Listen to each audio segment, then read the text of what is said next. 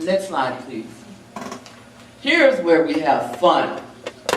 Diversities in personalities are useful. Now, in the church sometimes, I know you all don't have this in your church, diversity of personalities can cause problems. Amen. Can I be honest? Amen. It doesn't have to cause problems, but sometimes it does. I believe it's because we don't understand that all personalities are useful. And I'm going to give you a perfect example. Paul and John Mark. The first time I read, it says, then Paul and his companions put out to sea from Paphos and came to Perga in Pamphylia, but John left them and returned to Jerusalem. Now later on, you'll find that when they got ready to go again, Paul said, John Mark can't go because he deserted us. Now John Mark, if you look at scripture, might have been a little timid, he might have been a little fickle, but he was in a process.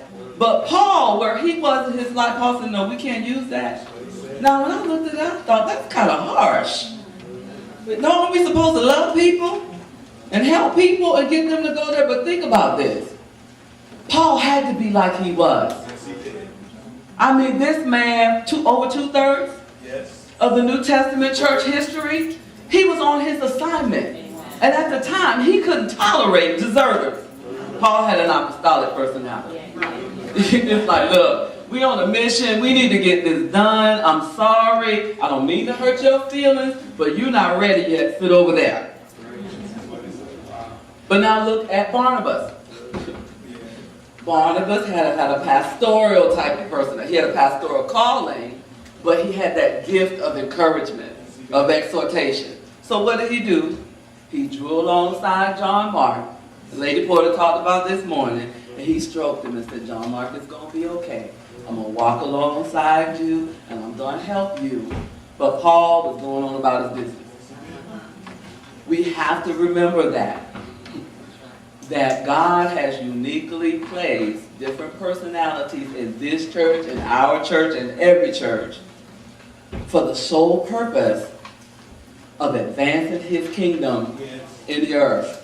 And when I tell you he used Paul to advance it, he used Paul to advance it. Paul needed strong people around him who could get the job done. This is what it is, let's do it.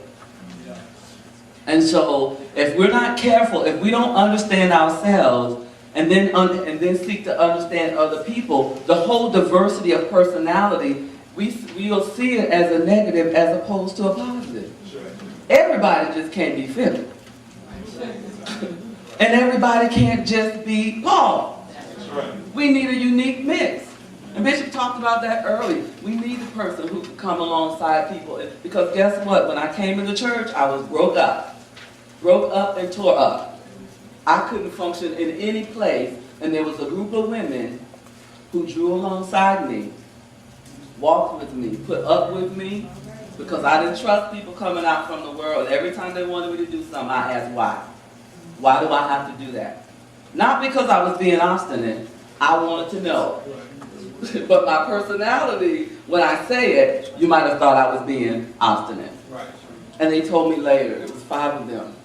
They said, you have no idea how you made us pray and read our Bible. But you know what?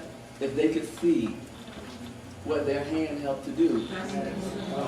If they could see now what their hand helped to do. That's why we can't look at a personality, a person, and because their personality may be rough around the edges and say, oh, it might be a Paul in the making. Might be a Jeremiah in the making. Might be a Lydia in the making. It may be a Deborah in the making. It may be an Anna in the making.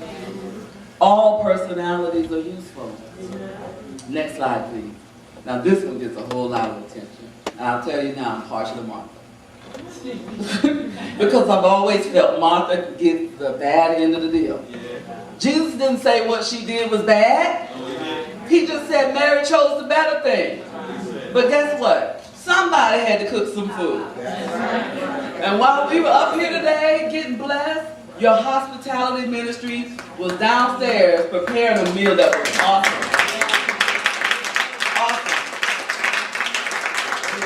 And I watched the way they served us. They were smiling and they were happy. I had to ask, what's her name? Because I might just come and bring you your food and say, you know, here it is. But they, set up nicely, just patient with people. Do you need anything else? Because you know what? They were in their rightful place. Yes. They were doing what they were wired to do in their own unique personality. Now I'm sure if somebody down there in the kitchen said, look, we don't have time to play around. I need you to do this. That's the person that says order. And then there was somebody who says, you know what, I'll take care of this task, and they just did that task. But when it was all said and done, guess what? We benefited from it. Amen. And that's how that works. So with Mary and Martha, I always say, somebody had to serve Jesus. Now, if he had come to your house, would you not serve him? Somebody had to be Martha. So all personalities are useful. Next slide, please. Moses and Aaron. Moses and Aaron. Moses said, Lord, look, I hear what you say. I just can't do this. I can't do it. I can't speak. People not going to listen to me. You know, I'm scared. He really didn't say that, but I'm scared. And the Lord was so patient. He said, okay, I'll give you Aaron. Aaron can speak. He'll speak and he ain't scared. So the two of them together, two different personalities. But now get this. Aaron wasn't the leader. That's right. He wasn't the leader. That's right. He just had a personality that was forward. That's right. Whereas Moses' personality was reserved. Yeah. That's a powerful lesson to us. That's right. That's right. That's good. Aaron wasn't the leader. He had to work along with the leader in his personality. Yes. Wow. And together, Wow. they accomplished some things. Now, I know some people, if God said to them today, you know, I need you to be Aaron to Pastor Fisher or to Pastor to Bishop Porter, I know some people said, well, if God wants me to be that, why do I need to help them? Woo, bad attitude. Wrong attitude. Wrong attitude. Because remember this, even though Aaron had the kind of personality where he was forward and he would speak, as soon as Moses went up to hear from God, what did he do? People said, look, let's have a party, let's get it on. Aaron got right on in the midst of it and said, let's do it. You see? He wasn't prepared to lead the people. He was prepared to speak for Moses. He had a place. You have to understand that. He had a particular place, a particular personality for a particular place. Yes. Amen. And it's when we misunderstand that we get out of place and create confusion in the body.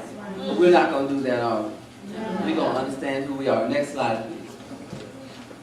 Personality. Now, along with that personality, for a long time, the only thing I thought about was, what's my spiritual gift?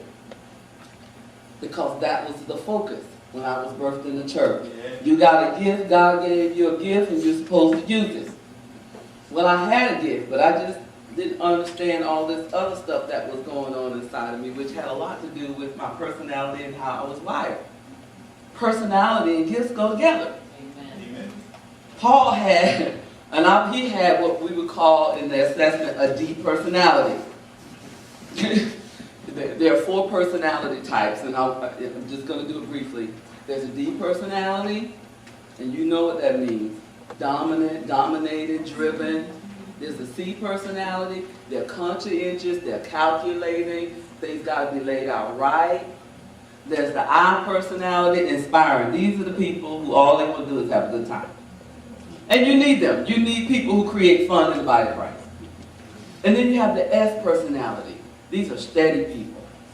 These are the people that I like to have that there when I need them. People who are just like this. No matter what happens, they're just like this. Just steady. Never move. But guess what? All of those personalities are useful. Look at Paul. Paul had a deep personality. He was driven. He had to be. He was wired that way. But Barnabas was what? He was steady.